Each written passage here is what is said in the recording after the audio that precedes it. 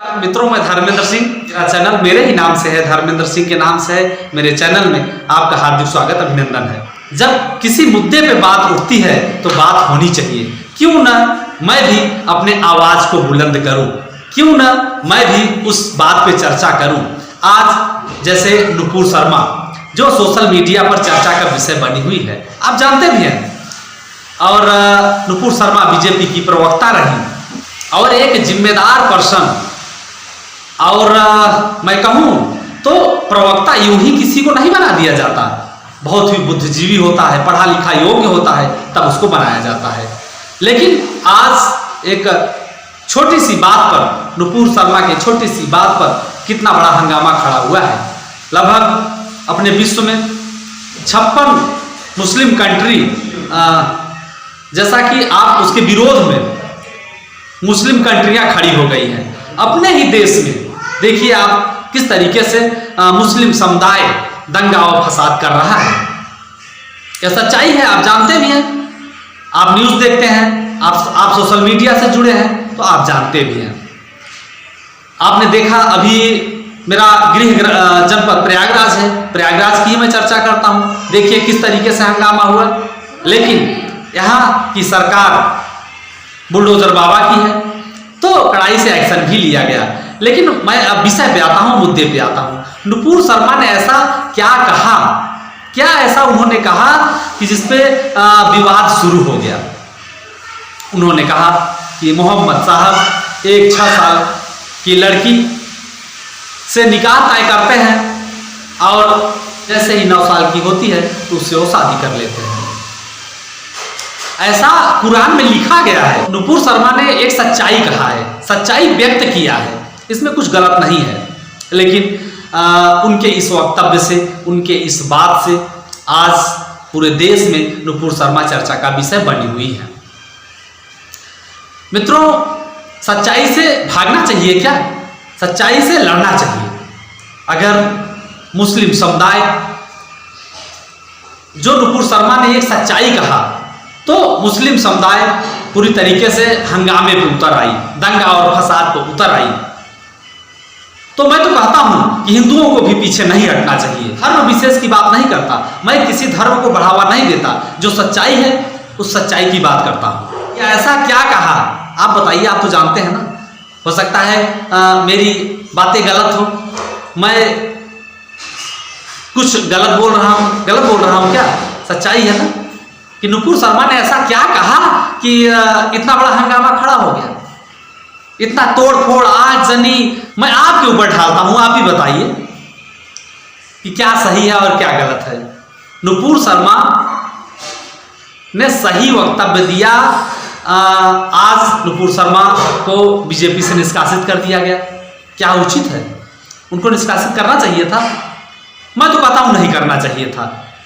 उनकी बातें सही थी, क्योंकि ऐसा कुरान में लिखा गया है।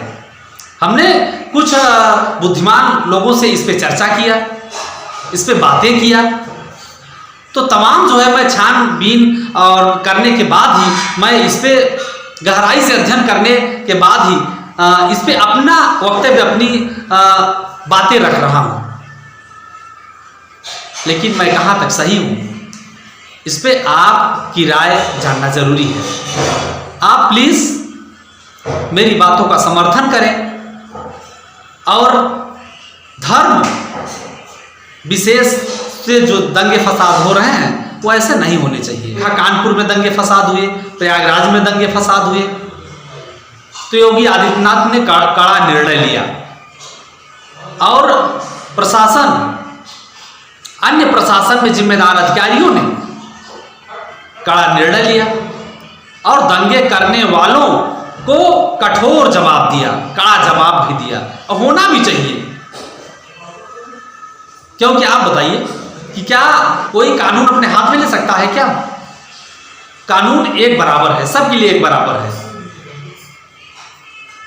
लड़ने का तरीका और भी है।